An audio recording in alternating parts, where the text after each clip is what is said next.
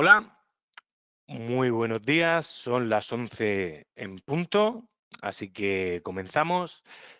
Si bien el refranero popular nos dice que siempre es mejor prevenir que curar, podemos decir que en el ámbito de la ciberseguridad más vale detectar que recuperar. La proactividad en este ámbito nos va a permitir ir un paso por delante y anticiparnos a los problemas que nos pueden surgir derivados de un ciberataque. La cuestión es que vigilar nuestros sistemas y aplicaciones de forma eficiente también suele requerir una especialización e independencia que a veces no encontramos dentro de nuestros equipos. No es lo mismo, por ejemplo, auditarnos a nosotros mismos o que lo haga un experto en seguridad de la información, y posiblemente tampoco dispongamos de los recursos para tener un equipo especializado en ciberseguridad, monitorizando y actuando continuamente sobre nuestras aplicaciones y sistemas, ya que a lo largo del día se suelen tener también otras prioridades en nuestros departamentos de sistemas y de tecnología de la información. Por ello, hoy vamos a tratar ambos asuntos desde el punto de vista de cómo una empresa especializada nos puede permitir valorar la eficacia de nuestros controles, poniéndolos a prueba, y cómo un centro de operaciones de seguridad, un SOC, puede mejorar nuestras capacidades de prevención, detección y contención. Para ello, hoy contamos con dos ponentes, contamos con Rafael García, que es responsable de seguridad de Exevi, y con David Oliveira, que es responsable de negocio internacional de Hard Secure. Y como siempre, también estaré yo acompañándoos a lo largo del evento. Para quien no me conozca, pues soy este de la foto. Mi nombre es Ramón García y soy el director de marketing y de recursos humanos de Exevi. Hechas ya las presentaciones, comenzamos con la introducción. No me dilataré mucho en este punto. Y vamos a repasar los pasos estándar de un ciberataque, o también, como se le conoce, la Cyber Kill Chain, ¿no? Esta cadena está formada por una secuencia de 7 pasos que comienza en el reconocimiento, donde el delincuente, el ciberdelincuente, recopila la información sobre nosotros, sobre nuestra empresa, que somos su objetivo.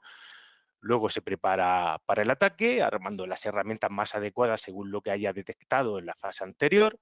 En el tercer paso se produce la transmisión del ataque, por ejemplo, mediante un documento infectado enviado por email a quien haya seleccionado el atacante como el eslabón más débil o del que tenga más información.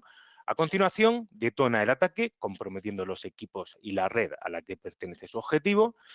En algunos casos, si es necesario, se pasa a la fase de instalación del malware en los equipos de la víctima, aunque también hay veces que este paso se lo saltan porque hay ataques donde no es necesario, como podría ser en el fraude del CEO.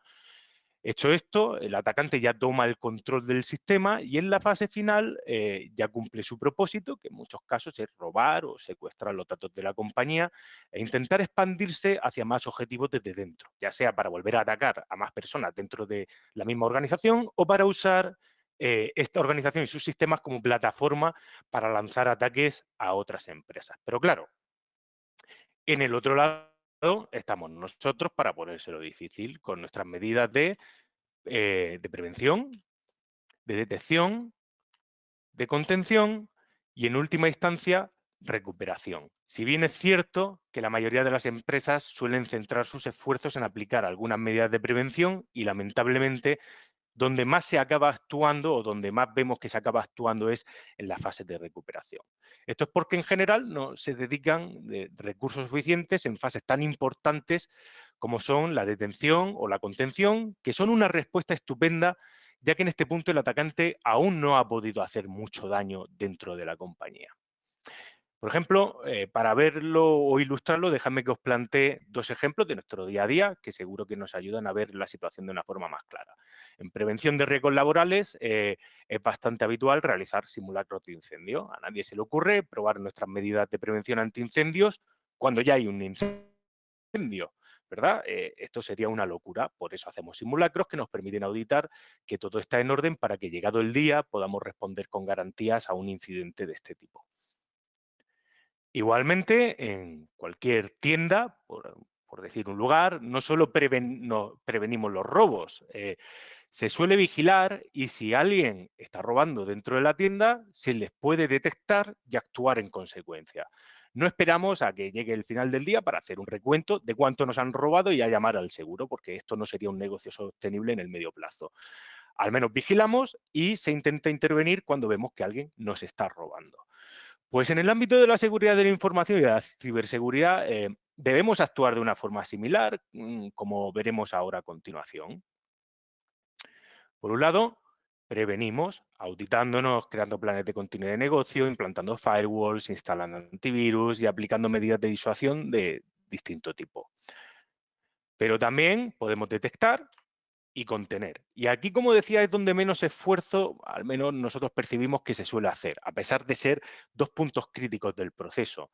Y mecanismos no nos faltan. EDRs, MDR, SOCs, anti-malware, WAFs, tenemos muchas herramientas para aplicar y que no tengamos que llegar a utilizar pues nuestros backups, sistemas de recuperación o llamar al seguro, porque ya sabemos que si se llega a este punto, si llegamos al punto de la fase de recuperación, la bola se ha podido hacer tan grande que puede llegar a aplastarnos. Y de esto es de lo que vamos a hablar hoy. Más concretamente, de lo que podéis ver remarcado en negrita, ¿vale? Que son auditorías, también hablaremos de pentest, de test de penetración y de centros de operaciones de ciberseguridad o, como decía, SOCs, que es como comúnmente lo conoceréis la mayoría. Por último, un minuto, porque siempre vemos que en todos nuestros eventos hay personas nuevas que quizá no nos conozcan todavía mucho, no conozcan mucho Exevi, así que os lo voy a presentar rápidamente. Somos una consultora especializada en estrategia y tecnología y dedicamos todas las horas del día a trabajar, como decimos, para contribuir al progreso del negocio de nuestros clientes. Por eso nos vemos y pienso que también nos ven como un Sherpa digital que siempre está preparado para acompañaros en vuestros proyectos y también ayudaros a que sean un éxito, al igual que ya hemos hecho con las ya más de 300 empresas que nos confían sus proyectos, que confían sus proyectos a Exevi desde el año 2008 y de las que tenéis una pequeña muestra ahora mismo en vuestra pantalla. Pues muy bien, con esto terminamos la introducción y damos paso a nuestro primer invitado de hoy, que es Rafael García, responsable de seguridad de Exevi, y que nos hablará de cómo podemos poner a prueba nuestros controles de ciberseguridad, de auditorías de test de penetración. Así que, Rafa, ¿estás por ahí? Buenos días a todos y bueno, pues como decía Ramón, os voy a hablar un poquito sobre pues, controles de seguridad, cómo controlamos su funcionamiento y luego pues veremos algunos casos concretos, ¿vale? Pues empecemos por el principio y es que al final el principio de todo nuestro mundo de la seguridad viene a partir de los ciberriesgos, que no voy a entrar en mucho detalle, pero bueno, todos sabemos lo importante que es. Organismos internacionales los colocan como uno de los riesgos más importantes, entre otras cosas como el cambio climático, las pandemias, etcétera, etcétera, ¿vale? Para que centremos la gravedad de los riesgos que estamos enfrentando, que además todos los días lo podemos ver en los periódicos con las continuas noticias de ataques que están sucediendo. Y para cubrir esos ciberriesgos, pues lo que hacemos es pues seleccionar e implantar una serie de controles de seguridad. ¿Cómo hacemos toda esta selección? Pues bueno, tiramos de la clásica técnica del análisis de riesgos de la seguridad de información, con lo cual pues vamos siguiendo esos pasos de identificación de activos, la valoración de activos en función de su confidencialidad, integridad y disponibilidad, la identificación de amenazas y vulnerabilidades, una valoración de riesgos en función de su probabilidad e impacto. Seleccionamos el nivel de apetito de riesgo que somos capaces de permitir en nuestra organización y a partir de ahí, pues, bueno, pues seleccionamos algunas de las 4 opciones disponibles para el tratamiento de riesgos para cada uno de los riesgos, aceptarlo, transferirlo, subcontratando con un seguro, evitarlo, cambiando las cosas que hacemos, o mitigarlo, cambiando la probabilidad o el impacto de cada riesgo, pues implantando controles. ¿De dónde sacamos estos controles? Pues estos controles de seguridad, pues podemos sacarlos de cualquiera de la constelación de normas, guías, referencias que existen en el mercado, ya sea la ISO 27001 o 27002, el anexo 2 del NS, el NIST 853, COVID, guías de ENISA, etcétera. Hay toda una serie de guías disponibles para seleccionar controles y luego herramientas de distintos fabricantes para implementar los controles tecnológicos y distintas metodologías para implantar procedimientos. Entonces, bueno, pues llegados a este punto, nos hemos gastado ya un dinero en hacer todo el análisis de forma interna o contando con consultores externos. Nos hemos gastado un dinero en implantar de forma efectiva esos controles y después de eso, nos enfrentamos con la pregunta del millón. Haciendo todo esto que hemos hecho, ¿ya estamos seguros? Que es lo mismo que preguntarnos, ¿cómo sabemos que todos estos controles que hemos implantado de forma tan ardua y que tanto tiempo y dinero nos ha supuesto funcionan? Pues ante esa pregunta tenemos dos opciones. La primera, tener confianza, más o menos ciega, y la segunda, comprobarlo.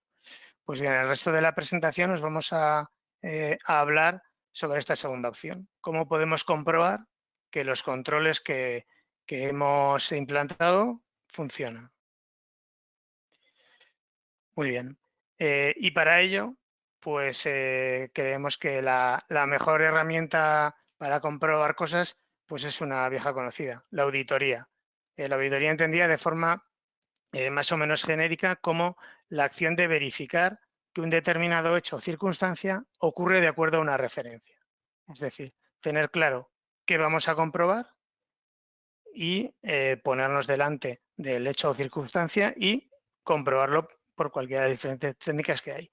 Esa referencia pues, puede ser obligaciones legales o regulatorias como el RGPD, el ENS, la LOPD, puede ser una norma de adscripción voluntaria como el estándar ISO 27001, pueden ser las políticas internas de la empresa, pueden ser necesidades específicas de un cliente que nos haya solicitado, pero siempre los puntos claves de una auditoría van a ser el equipo auditor, que tiene que contar con independencia, no se puede ser juez y parte, tiene que tener las competencias adecuadas con la materia que se vaya a auditar, evidentemente, tener una metodología clara con una planificación y una referencia, ese referencial que tiene que ser muy claro, y el producto final, que al final en una auditoría es el informe. ¿Vale? Pero volvamos de nuevo a ver qué es lo que tenemos que comprobar. Pues tenemos que comprobar, para estar seguros, pues tenemos que comprobar dos cosas. Lo primero, que los controles que hemos puesto son los adecuados. Y ahí podemos hacer el triple juicio de idoneidad, necesidad y proporcionalidad. Y por otro lado, una vez que hemos decidido que los controles son los adecuados, pues hay que ver que funcionan de forma eficaz y eficiente.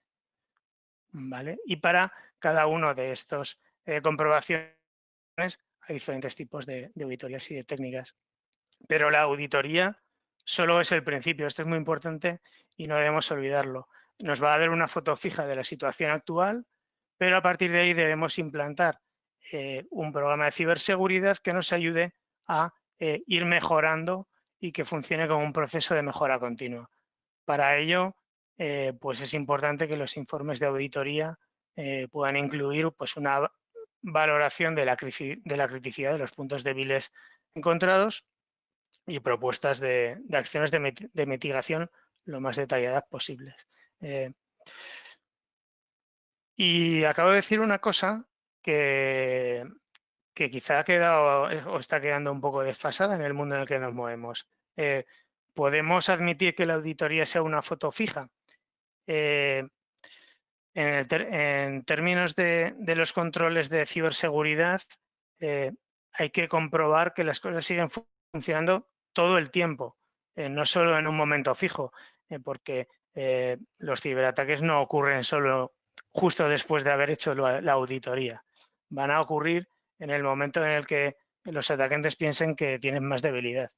Por lo tanto, ante una evolución constante y cada vez más rápida de todo, ya sea pues por motivos en cambios operacionales del negocio, porque hay nuevas normativas, porque hay nuevas tecnologías, porque hay nuevas amenazas, nos vamos a encontrar con nuevos riesgos y también con nuevos controles. Y eso hay que comprobar que siguen funcionando y que los nuevos controles pues siguen siendo eficaces, también son eficaces.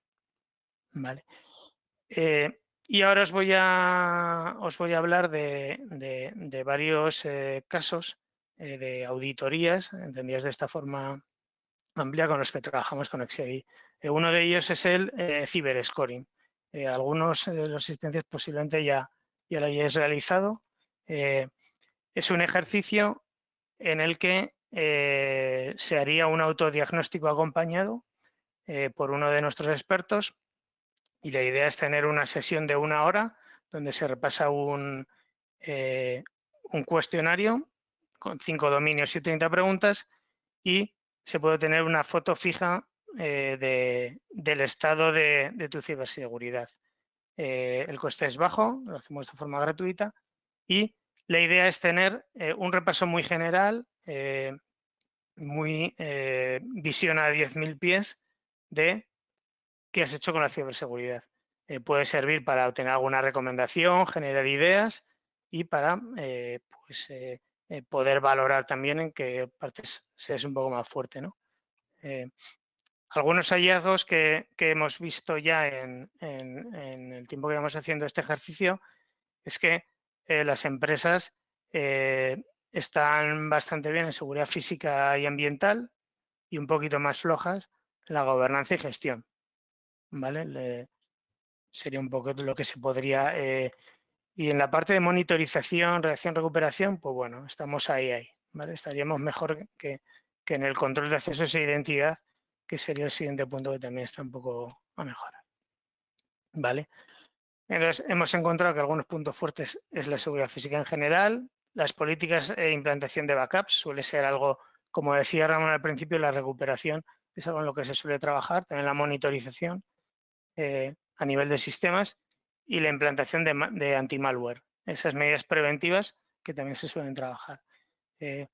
Los puntos débiles relacionados con la gobernanza serían pues, la independencia del CISO, no está muy extendida, el uso de los análisis de riesgos para seleccionar bien los controles, las certificaciones de seguridad, auditorías de permisos de acceso, tampoco se hacen muy a menudo, y el uso del doble factor de autenticación, que yo creo que es un punto que hay que extender más en todas nuestras organizaciones.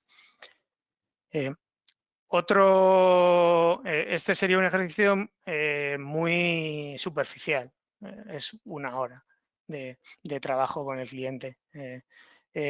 Un siguiente punto de mayor sofisticación sería lo que podemos llamar la auditoría de seguridad, que tal y como lo entendemos en XEBI, en la cual tratamos de combinar tanto la evaluación de la idoneidad de los controles en una fase 1 y una fase 2, comprobar que esos controles funcionan de forma efectiva.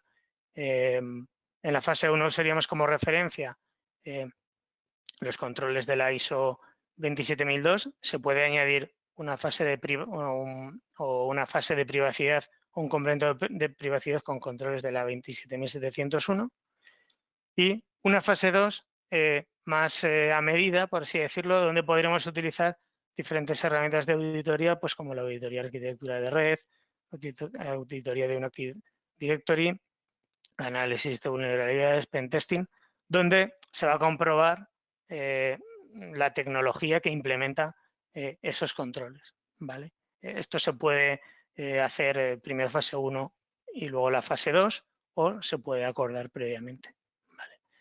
Es un poco, de esta forma conseguimos cubrir todos los palos, además con la cobertura que dan los controles de la ISO 27001, pues no solo tratamos la seguridad desde un punto de vista puramente tecnológico, sino también los recursos humanos, la gestión de compras, etcétera, etcétera. Es más, tiene un alcance más amplio. Y por último, y entrando en la parte más técnica del día, o más tecnológica, más relacionada con la tecnología, hablaríamos del pentest. ¿Qué es un penetration testing? El penetration testing es básicamente la simulación de un ciberataque contra un sistema con el objetivo de averiguar cuáles son sus sistemas. Con esta información, lo que vamos a poder hacer es, y debemos hacerlo, evidentemente, es mejorar las medidas preventivas de dicho sistema y así eliminar sus vulnerabilidades. Al final, se trata de comprobar que esas medidas que hemos implantado funcionan y tunearlas para que funcionen bien a lo largo del tiempo. ¿Qué diferencias podemos encontrar entre un análisis de vulnerabilidades y un pentesting? Que son términos que a veces no están del todo claramente diferenciados.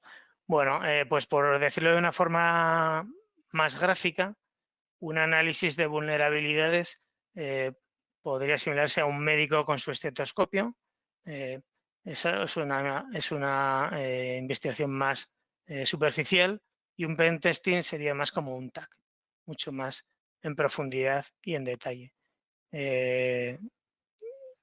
Aparte de la imagen, vamos a analizarlo un poquito más en detalle, ¿vale? En cuanto a su objetivo, el objetivo de un análisis de vulnerabilidades estaría más centrado en buscar pues, la serie de vulnerabilidades conocidas en un sistema. Digo conocidas porque se suelen hacer con catálogos de vulnerabilidades.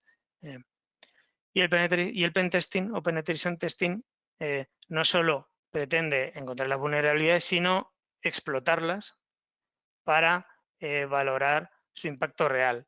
Al final no es lo mismo tener una vulnerabilidad que no permite, pues porque hay otros sistemas adyacentes que no permitan hacer movimientos laterales, por ejemplo, que una vulnerabilidad que esté localizada en un sistema que sí permite hacer ese tipo de cosas y que va a tener un impacto mucho mayor. Al final, el resultado del análisis de vulnerabilidades va a ser el listado de vulnerabilidades priorizadas según su posible criticidad.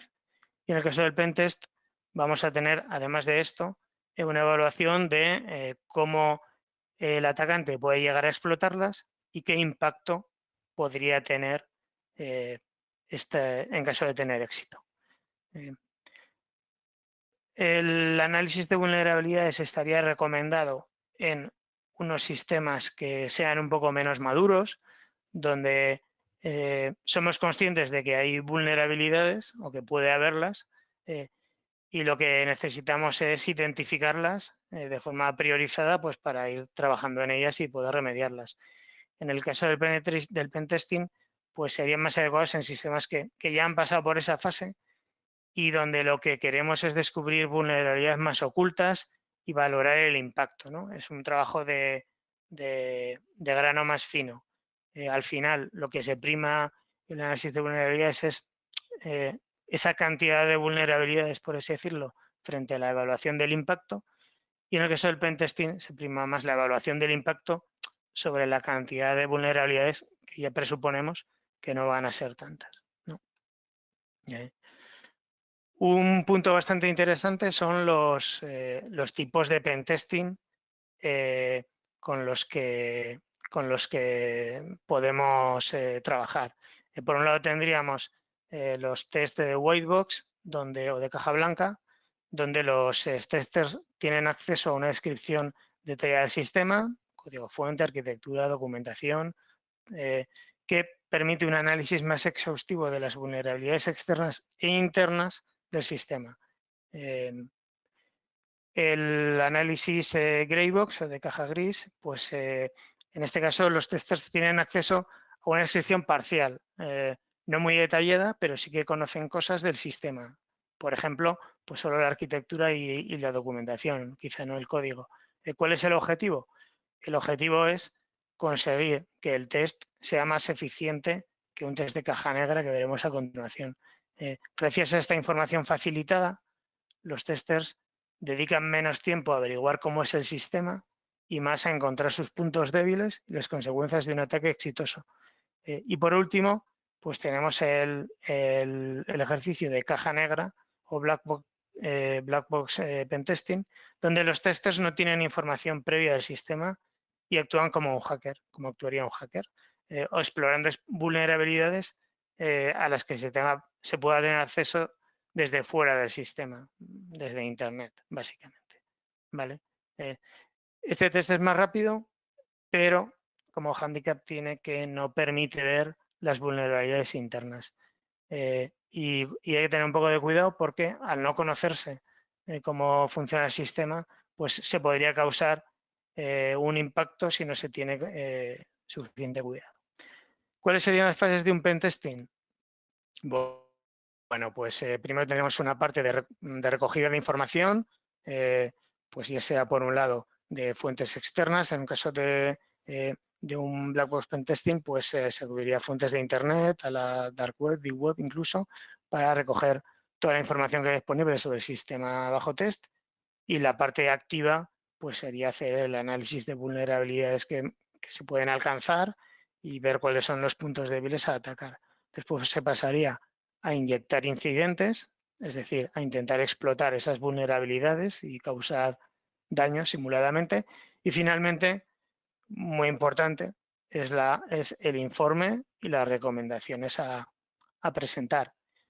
Los beneficios que se obtienen con un ejercicio de pentest, pues podemos determinar los posibles vectores de ataque al sistema, podemos descubrir las vulnerabilidades del sistema, se identifica el impacto de un ataque exitoso en las operaciones y el negocio, que al final es lo que nos importa, y además pues bueno, nos va a revelar los puntos fuertes y débiles de nuestra arquitectura de seguridad, nos va a permitir mejorar las medidas preventivas a partir de la información obtenida y nos va a permitir tener una alerta temprana sobre nuevas vulnerabilidades que tengamos en el sistema. Esto sería hablando de un pentest. Cuando hablamos del pentest as a service, de lo que estamos hablando es pues de lo que hemos hablado antes, que hay que comprobar que las cosas siguen funcionando todo el tiempo. Si hacemos un pentest, pues seguramente al día siguiente que nos entra en el informe, bueno, al día siguiente de que hayamos remediado todas las vulnerabilidades que nos han pasado en el informe, pues vamos a tener el sistema muy bien. Pero 2 meses después o 3 meses después, pues es posible que si se han subido nuevas versiones de aplicaciones o similar, pueden salir problemas nuevos. Entonces, es necesario garantizar que las medidas de seguridad sigan funcionando todo el tiempo, ¿vale? Y para eso tenemos la opción del pentest como servicio. En el pentest como servicio se trata de que el pentest se ejecuta de forma constante a lo largo de todo el periodo contratado, por ejemplo, un año.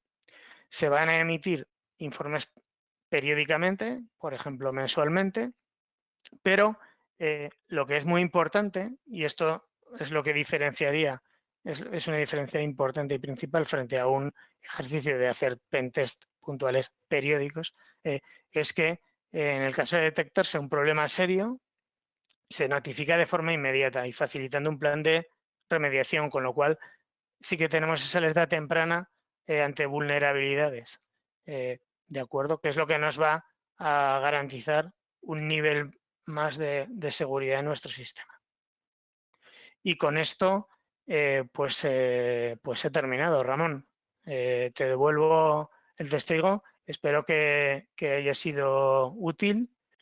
Estupendo, Rafa, muchísimas gracias.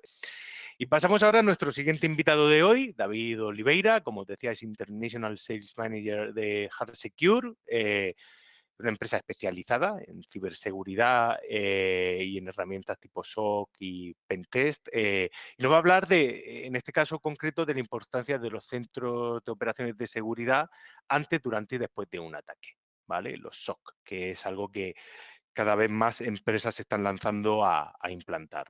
Así que, David, ¿estás por ahí? Te pasamos el control. Buenos días. Buenos días. ¿Cómo están ustedes?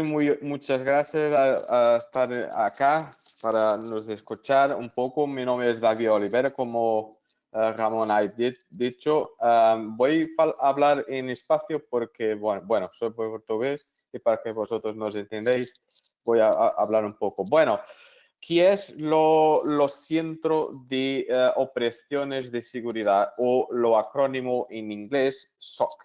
es una mezcla entre equipos de trabajo muy especializado y un conjunto de herramientas lógicas que todo se revuelve en torno de un SIEM, un sistema de alertas y con sensores. Lo que hace es monitorizar y avaliar la resiliencia de todos vuestros assets, ¿ok? Teniendo assets in-house o también en la cloud. Lo hacen 24 sobre 24 horas porque los cibercriminales no duermen, están activos 24 sobre 24 horas y eso es una de las cosas muy importantes hoy en día, es tener esa protección 24 sobre 24 horas. Estos modelos pueden ser de una de dos formas, dos grandes familias. In-house, que es lo mismo que decir con una equipa interna con las herramientas necesarias, hacerlo internamente o, por supuesto, tener esto como un servicio, aunque la monitorización y la prevención y contención de las amenazas son hechos por una entidad externa. ¿Qué es lo principal propósito del SOC? Bueno, es para proteger todos vuestros assets, desde redes que vosotros tenéis, servidores, ordenadores, endpoints, road warriors, personas que están trabajando en teletrabajo también, bases de datos, aplicaciones importantes de colaboración con los clientes que vosotros tenéis y también toda la componente de website, portales de e-commerce y los demás, ¿vale? Aunque hay que colocar una cuestión, ¿será que todos los SOCs son iguales? Bueno, no. Hay a lo menos 3 niveles de SOC y de cosas que los SOC puede hacer. Nosotros tenemos un SOC de Tier 3 de cuarta generación y lo decimos de cuarta generación porque está conectado con ciberinteligencia y tiene la componente de prevención y de testeo de resiliencia de las redes, ¿ok? Vamos a explicar muy rápidamente lo que es los diferentes tiers o las diferentes camadas de protección y de control y respuesta a amenazas. Lo Tier 1 es básicamente la monitorización de todos los alertas y separar los falsos positivos de los eventos que son efectivamente necesarios de hacer. Eso Tier 1 y los SOCs que tiene solo Tier 1 o equipos de primera línea hace una mitigación muy básica, ¿ok? Y muy cercana.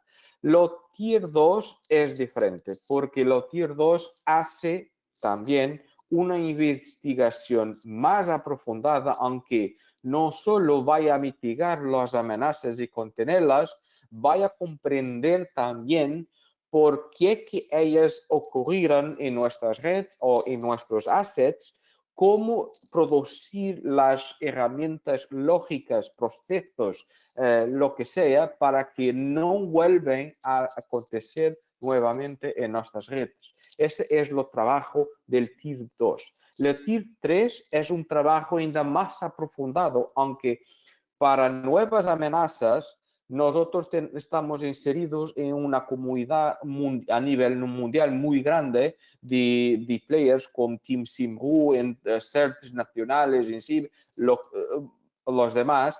Lo que hacemos en Tier 3 es básicamente tener acceso a ciberinteligencia sobre las nuevas amenazas que todos los días están ocurriendo nuevas amenazas. Lo que hacemos es, mismo que nosotros no veamos esas amenazas nuevas en nuestros clientes, producir las herramientas que nos permiten detectar, que nos permite comprender por qué que sí ocurren y testar la resiliencia de nuestros clientes y proponer una mejoría de procesos y de herramientas de hardening, por ejemplo, criterios de hardening, para que no sean hackeados por estas nuevas amenazas. Lo hacemos también una componente muy importante, que es la componente de investigación y de counterintelligence. Y básicamente es eso. Solo hay dos tipos de empresas, las que han sido hackeadas y las que no saben que han sido hackeadas.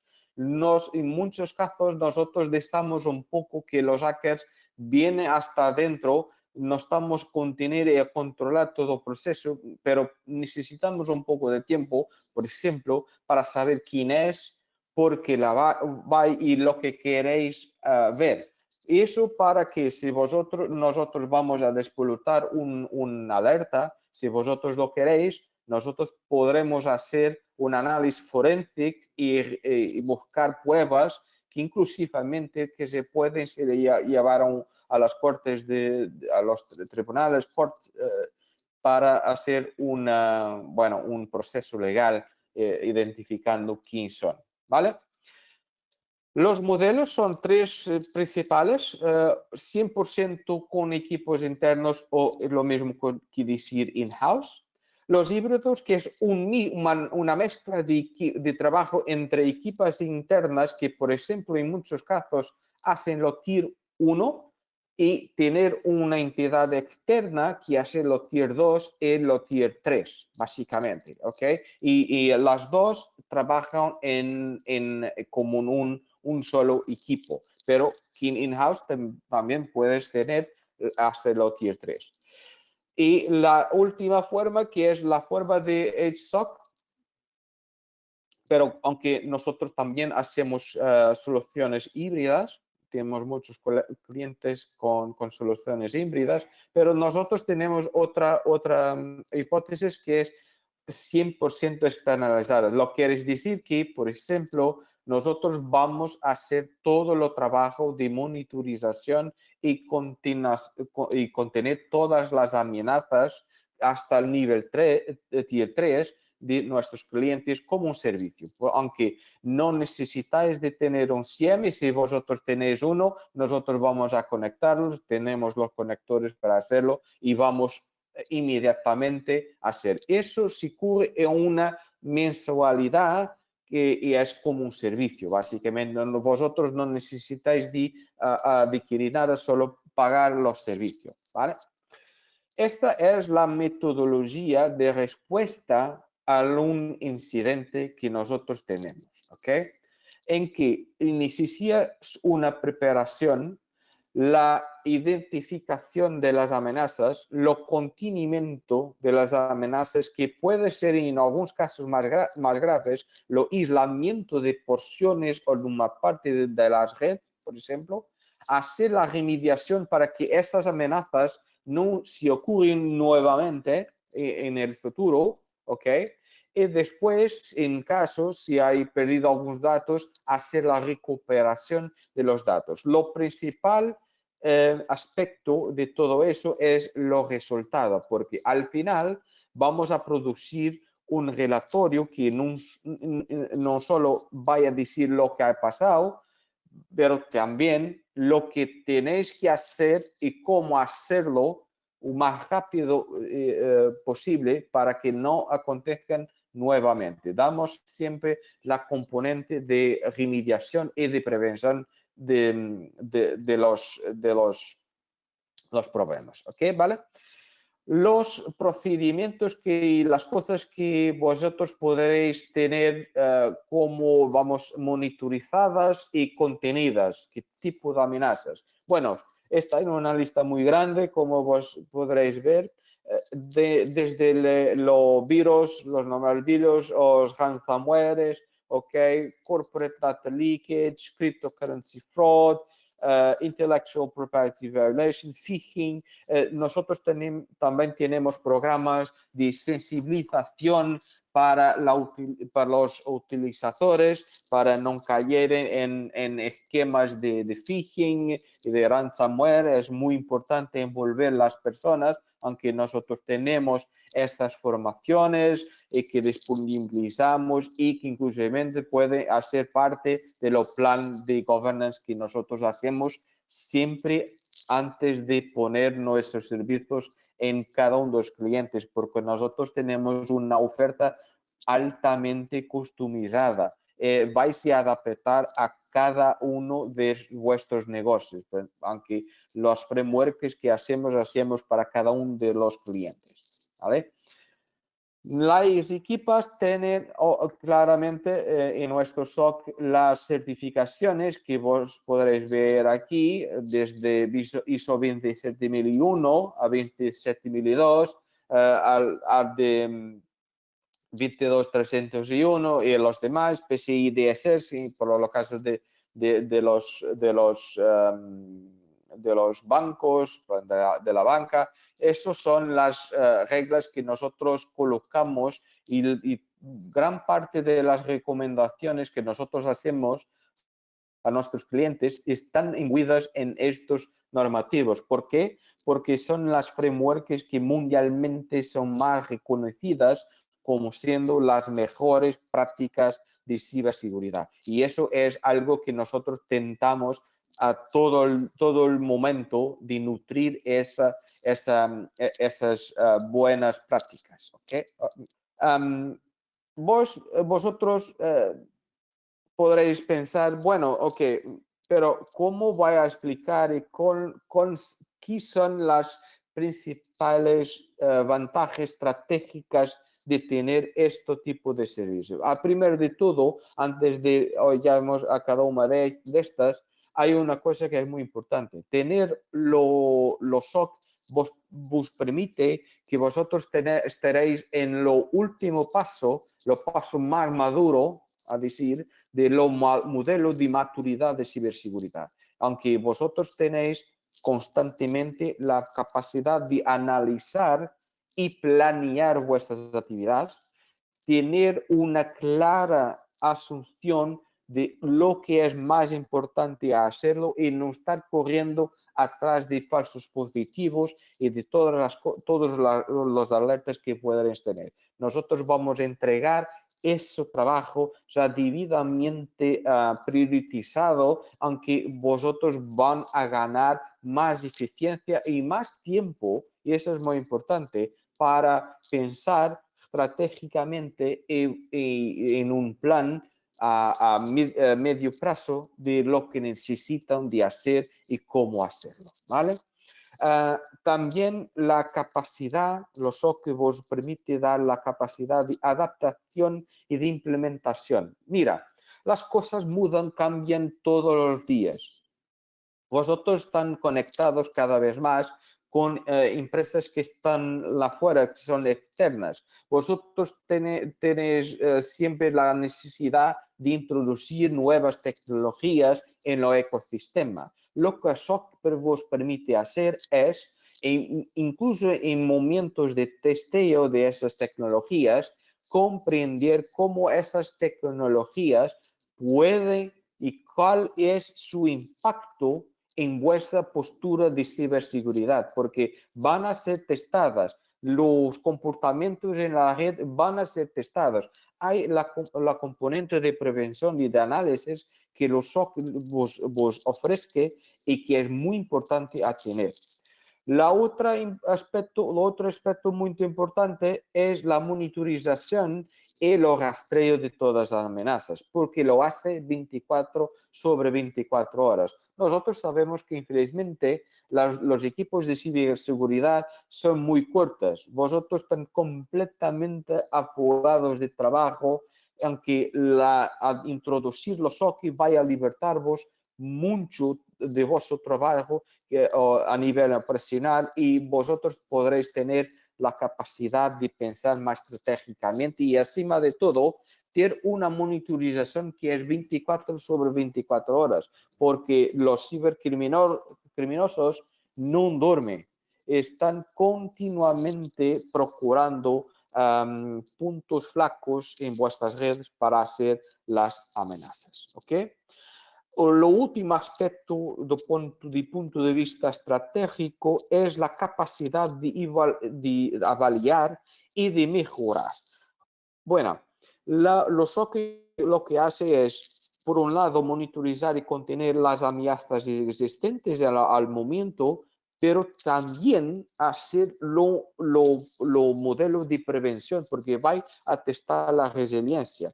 Y una de las cosas que los SOC hacen en sus reportes, que nosotros enviamos y con los cuales nos vamos a debatir con los equipos internos, es cómo vamos a hacer, qué serán las estrategias para mejorar, alterar procedimientos, hacer mejor las cosas, cómo vamos a nosotros estar mejor preparados, ¿ok?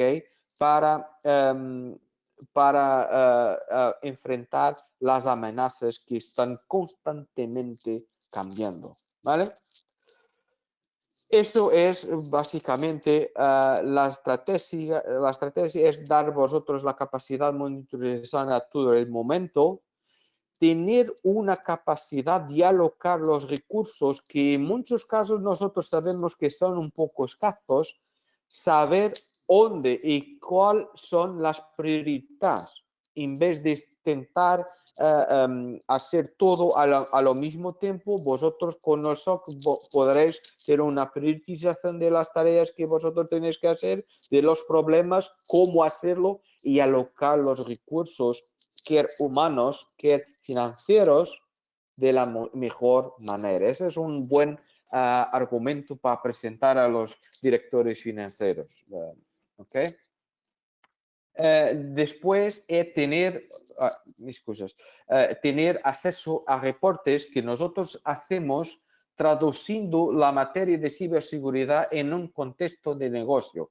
Esto es hecho de una forma que vosotros podréis presentar los reportes a la administración y la administración tiene una percepción concreta, válida y comprensible, mismo no siendo ellos técnicos, de todo lo que pasa, cuál es el estado actual de ciberseguridad de vuestros assets, ¿ok? Lo que precisan, cómo precisan y también ver los progresos que han sido contemplados durante el periodo de los reportes. Eso es muy importante, es para reportar ciberseguridad o materias de ciberseguridad a personas no técnicas, ¿ok? Uno de los principales ventajas, claro, es la capacidad de responder más rápidamente a todas las amenazas que nosotros sabemos que están siempre cambiando, ¿ok? Muchas gracias. Espero que vosotros hayáis comprendido mi acento. Soy portugués. Cualquier duda, por favor. Muchas gracias, David. Te agradecemos mucho también el esfuerzo. Yo te he entendido perfectamente, así que ya vamos a llegar al final, pero antes de marcharos, deciros, lo ha introducido Rafa en su introducción, disponéis todos los que habéis asistido a este webinar de un ciberscoring gratuito. Podemos ayudaros en 1 hora y sin ningún coste a evaluar cuál es el nivel de seguridad de vuestra compañía. Y, por supuesto, también si estáis interesados en vuestra empresa o hacer alguna auditoría o de plantear un pentest as a service o un test de penetración o implantar un SOC. Con esto no tengo más que deciros que muchísimas gracias por habernos dedicado este tiempo. Esperamos que os haya resultado interesante. Dicho esto, cuidaros mucho, un saludo a todos y que paséis muy buen día.